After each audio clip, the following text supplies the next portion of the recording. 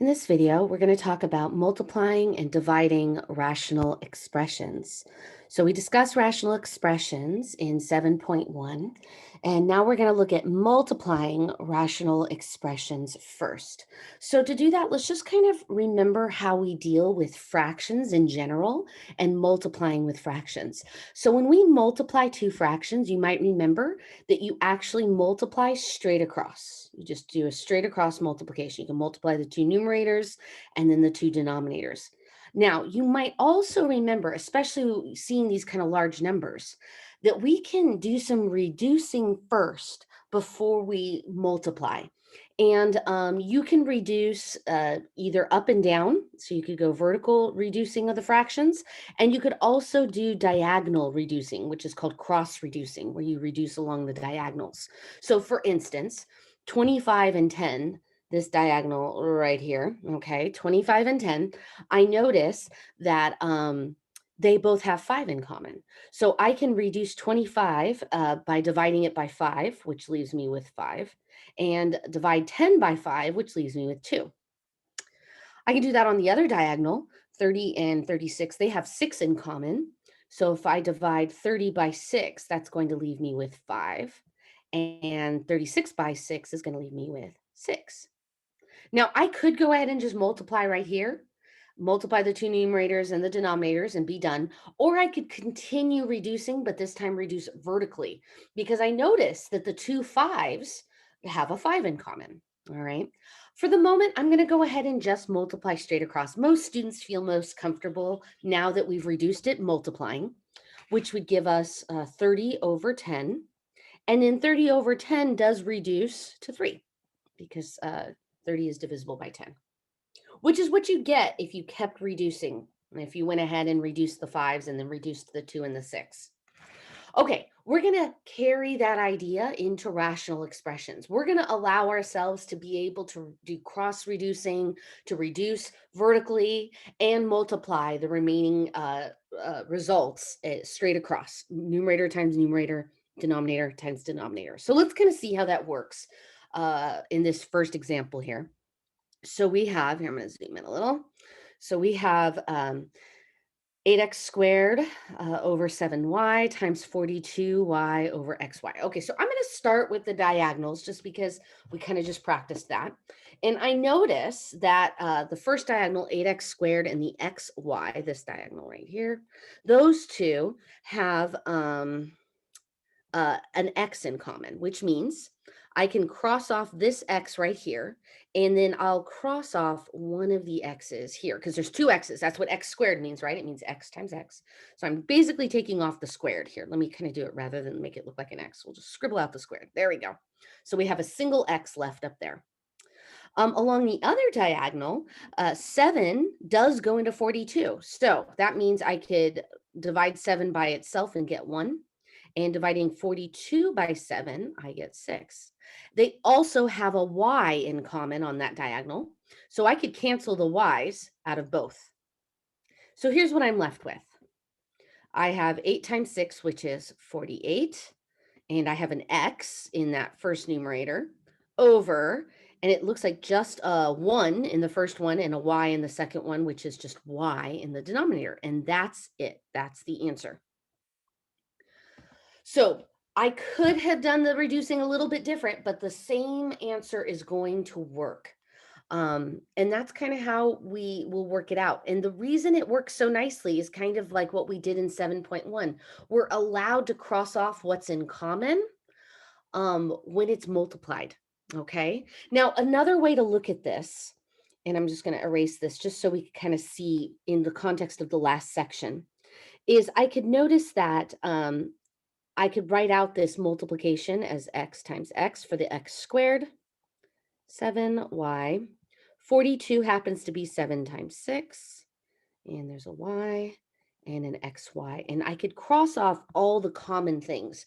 In other words, these 7s reduce, the y's reduce, and x reduces. And what I'm left with is 8 times 6 and an x in the numerator and y in the denominator. So this is another way of looking at it as just these kind of multiplications. And this is kind of nice and clean the way I have it written here. And that's how we're going to approach it when we're looking at the next group of problems when it gets a little bit more complicated, when we're not ready to start reducing right off the bat. So let me go ahead and pull up the next example. So this example, I can't just start reducing because these are not multiplications. They're subtractions and additions.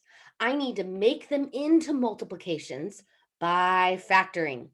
So the first thing I need to do is factor everything I can. So that's what I'm going to do. I'm going to factor that numerator.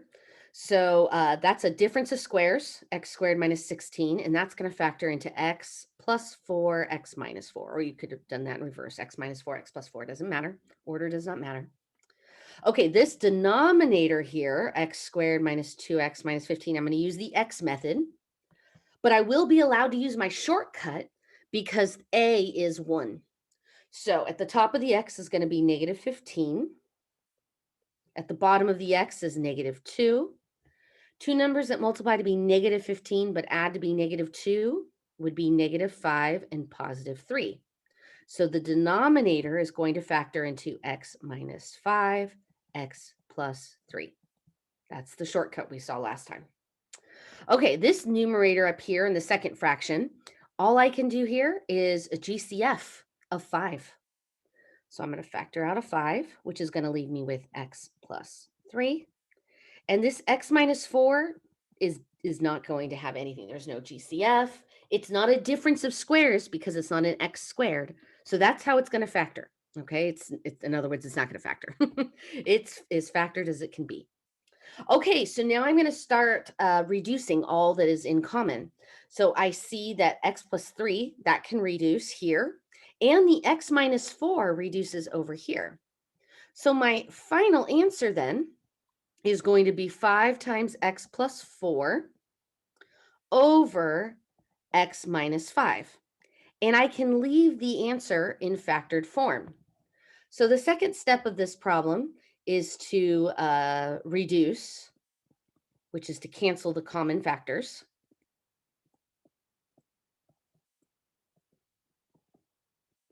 And then the third step, you multiply straight across, and you'll go ahead and leave your answer in factored form.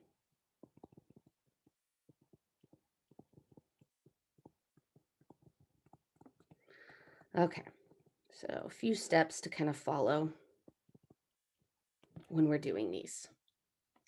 And that will be your answer. The 5s, by the way, just quick pause here. The 5 in the numerator and that minus 5 in the denominator will not cancel because this 5 in the denominator is actually connected with a subtraction. And even though the numerator is a multiplication, they both have to be set up as a multiplication in order for me to cancel them. Okay, so that's as reduced as it's going to be. Now, the next type of problem we're going to do is dividing rational expressions. And we're going to kind of review how we divide with fractions. And you might remember when you're dividing with fractions, you flip and multiply the second fraction. So the second fraction, we take what's called the reciprocal, and then we change it to multiplication, and the first fraction just carries down. And now it's a multiplying fraction, just like we kind of had seen earlier. So we can do some reducing. I see that 10 and 30 have a 10 in common. So that's going to divide by 10 and be a 3. That divides by 10 and be a 1. And 25 and 36, they don't have anything in common. So let's go ahead and write what we have left. So that's going to be 25. Okay, so 36 times 3 is 108. And that's it. That's the answer. We can't reduce it any further than that. So this basically adds an extra step of changing the division by changing, the division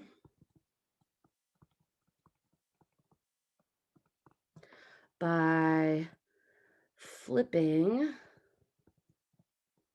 the second fraction and changing it to multiplication.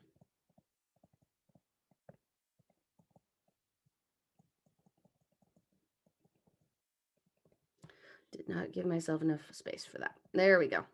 Multiplication. All right. So changing the division by flipping the second fraction and changing to multiplication. So basically, we're going to do what we just were doing a second ago, except we're going to have an additional step of flipping the second fraction and changing it to multiply. So let me go ahead and show you what that's going to look like. Let's try another problem here.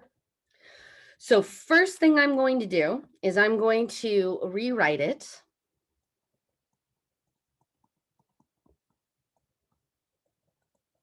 First fraction stays the same, but the second fraction, I'm going to flip it or take the reciprocal and change this division to multiplication. And now I'm going to approach the problems like I did just a second ago. I'm going to factor, I'm going to reduce, and then I'm going to leave the result as a multiplication in factored form. Okay, so let's start by factoring. I'm basically going to use the X method on 3 of these. So this first numerator, let's see, the top of the X is going to be -12. Bottom of the X is -1. Excuse me. 2 numbers that multiply to be -12, but add to be -1. That's -4 and +3. And I can use my shortcut. So that's going to factor into X minus 4 times X plus 3. All right. Let's do the denominator. Top of the X is -8. Bottom of the X is -2. 2 numbers that multiply to be -8, but add to be -2 would be -4 and +2. And I'll get to use my shortcut. So that's going to be X minus 4 times X plus 2. All right. Second fraction in the numerator, X method again. Top of the X is going to be -2. Bottom of the X is going to be a 1. 2 numbers that multiply to be -2, but add to be 1 will be +2 and -1.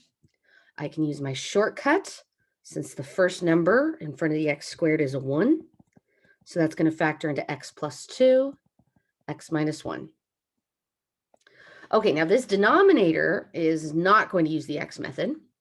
I do see that there's a GCF of 5 and X. So I'm going to factor out 5X, and I'm left with X plus 3. All right, now that everything's factored, I can start crossing off the common factors. So we have an X minus 4 here in these first two, X plus 3 along this diagonal, and an X plus 2 along that diagonal. So it looks like I'm left with X minus 1 in the numerator and 5X in the denominator. And those X's aren't going to cancel because that's a subtraction in the numerator. It's not a multiplication. So that's the answer. Okay, let's try another one. Now, I intentionally did one where we are not going to be able to use our shortcut. So first thing I'm going to do is rewrite this. I'm going to actually rewrite it right over here. 2x squared plus x minus 1 over 2x squared plus 4x minus 30, and then that's times 4x squared minus 12x, and 2x squared plus 5x plus 3. All right, now that I've flipped, changed it to multiplication, I'm going to factor, and I'm going to have to factor each of these going the long route. I can't use the shortcut. So I'm going to come over here, and I'm going to write the first numerator down, and I'm going to use the X method. So that's going to be -2 at the top, because we're multiplying the 2 and the -1. 1 at the bottom. 2 numbers that multiply to be -2, add to be 1 will be 2 and -1. And now I'm going to have to go the long way. So 2x squared plus 2x minus 1x minus 1. All right, factor by grouping. So first group, I'm going to factor out 2x. And that'll leave me with x plus 1. Second group, factor out -1. And that's going to leave me with x plus 1. And that's going to be a blob of x plus 1 times 2x minus 1. Okay, so there's the first numerator. So this first numerator is x plus 1 times 2x minus 1. All right, now I'm going to factor the denominator. I'm going to go ahead and scroll down here a little. 2x squared plus 4x. Wow, that's a sad plus sign. Let me fix that. Plus 4x minus 30. Okay, and I'll kind of separate it so I can see two different problems here. All right, and by the way, pause the video, factor it real quick yourself. Make sure you match what I get. Wow, that was like so sloppy. I'm sorry. No, let me kind of re-angle this a little bit. My pen is a little bit busted. All right.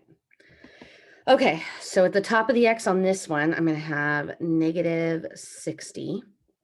And the bottom of the x is going to be 4. Okay, so two numbers that multiply to be negative 60, but add to be 4 would be 10 and 6. And the 10 will need to be positive, and the 6 is going to need to be negative. All right, so let's rewrite this. 2x squared plus 10x minus 6x minus 30. All right, so out of the first group, I can factor out 2 and an x, and that leaves me with x plus 5. Second group, negative 6, and that's going to leave me with x plus 5. So x plus 5 times 2x minus 6. Okay, so now I'm just realizing something here. There was a GCF in this when I started. I could have factored out a 2, and I just saw it in this factor. I noticed that they have a 2 in common. So rather than erase all my work, okay, and go back and factor out a 2, which I could, by the way, it wouldn't be too hard. If I factored out a 2 first, that would be 2 times x squared plus 2x minus 15, which then I could use the shortcut, okay, to factor. Wouldn't be too difficult. But when I notice at the very end like that I missed something, that there's a 2 in common, I can factor it out right now. I could pull that 2 out, and that would come out in front and be an x minus 3. And then because it's weird having the 2 in the middle, I could pull it all the way out to the front. So 2 times x plus 5 times x minus 3. So that is what I get here. Okay, so now I'm going to factor the third trinomial. Actually, here, before I do that, let's go ahead and factor the numerator here. That is a GCF because it's, two terms. It has a GCF of 4 and an x. So that's going to leave me with x minus 3, and that's done. That's as factored as that's going to be. All right, so this last trinomial in the denominator, I'm going to factor right down here. 2x squared plus 5x plus 3. So here, I don't see a GCF, which I should have checked for. And that's okay. I'll go ahead and factor it using the x method now. Long way. Oops. Okay, so top of the x is going to be 6. Bottom of the x is 5. So two numbers that multiply to be positive 6, but add to be positive 5 is 2 and 3. Both positive. All right, so 2x squared plus 2x plus 3x plus 3. Okay, out of the first group, I'm going to factor out a 2x, and that's going to leave me with x plus 1. Out of the second group, I'm going to factor out a 3, and that's going to leave me with x plus 1. So I have x plus 1 times 2x plus 3. And that's my last denominator here. X plus 1 times 2x plus 3. Sorry, it's kind of sloppy. All right, so I'm going to cross off what they have in common. So it looks like I have an x minus 3 here on that diagonal. And the 2 and the 4 reduce. The 2 will go into the 4 2 times. Along the other diagonal, it looks like I have an x plus 1 in common. And that's it. Okay, so I'm going to write what's left. In the numerator, I have that 2x minus 1, and I have a 2 and an x, which I'm just going to put out in the front. And then in the second, or in the denominator, I have an x plus 5 and a 2x plus 3. And I'm going to leave that in factored form. I'm sorry, there's an ambulance about to drive by my house and get really loud. I hope that's not too bad in the background. And that's it. That's our final answer. So we'll leave it in factored form. We don't have to multiply it out. We'll just leave our answer like that. And that's as reduced as it's going to be. We can't cancel anything else. And that's kind of how we work through these problems.